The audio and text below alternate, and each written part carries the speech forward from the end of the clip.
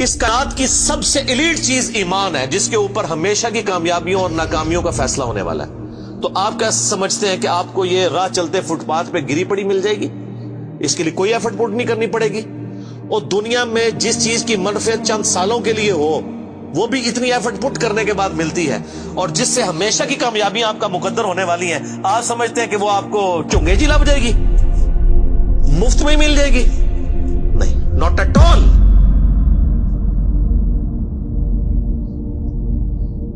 میری وائف نے جب پہلی دفعہ قرآن پڑھا نا شادی کے بعد، میں نے اس کو ایک قرآن کلاس ہوتی تھی رمضان شریف میں، تو میں نے کہا میں بچے وغیرہ میں دیکھوں گا، تم نہ صرف ایک دفعہ قرآن پڑھ لو تاکہ تمہیں پتہ چلے قرآن میں لکھا کیا ہوا ہے۔ قرآن آپ اکیلے بیٹھ کے تو ظاہر ہے اس طرح نہیں ہے، ایک ماحول ہوتا ہے، ایک ڈیکورم ہے، کلاس ہے جس طرح یہاں لوگ بیٹھے۔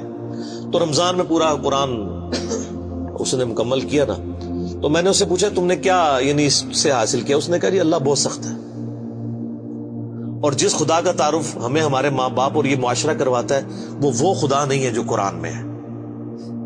اللہ تو اپنے معاملات میں بہت سخت ہے۔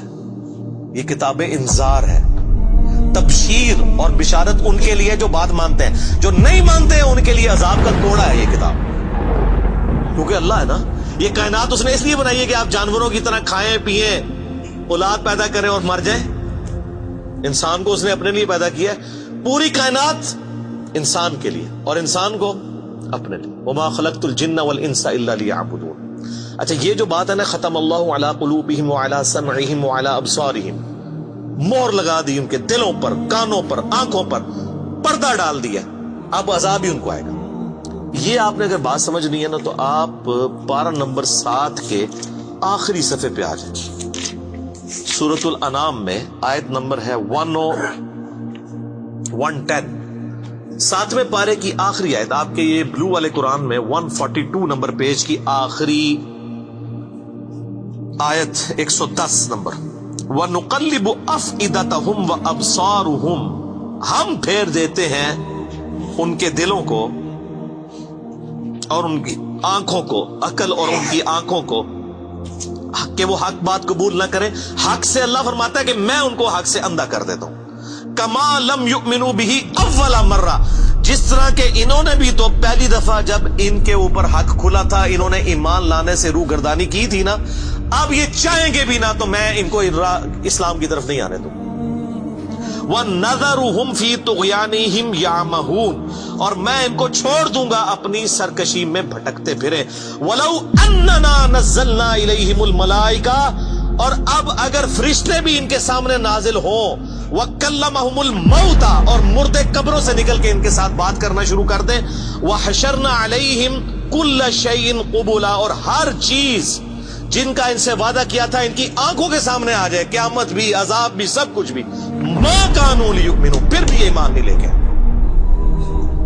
یہ ہے سر کتابوں کا خدا، یہ نانی اماں، دادی اماں اور ماما نہیں ہے، یہ اللہ ہے۔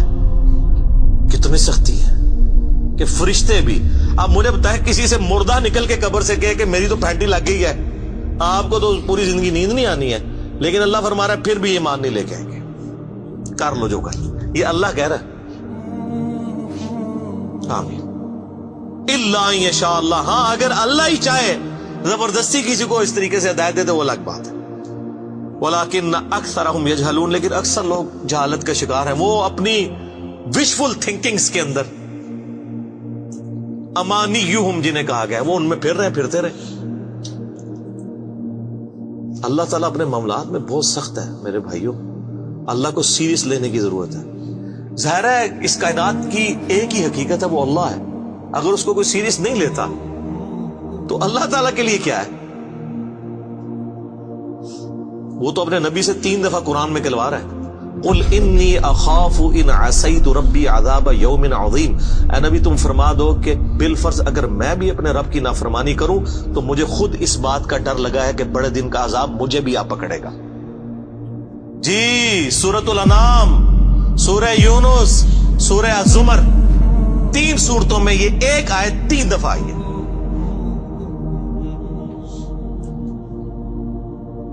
آپ مجھے بتائیں جو آپ کو کہتے ہیں جناب ہم بخشوا لیں گے، ہم اپنے مریدوں کو لے جائیں گے اور تو کھنگن نہیں دینا کسی نے ہوتے. تو یہ اس لیے کہ نہ انہوں نے خود قرآن پڑھا ہوا ہے اور نہ آپ کو پڑھنے دیں گے ورنہ آپ کا دماغ کھل جائے.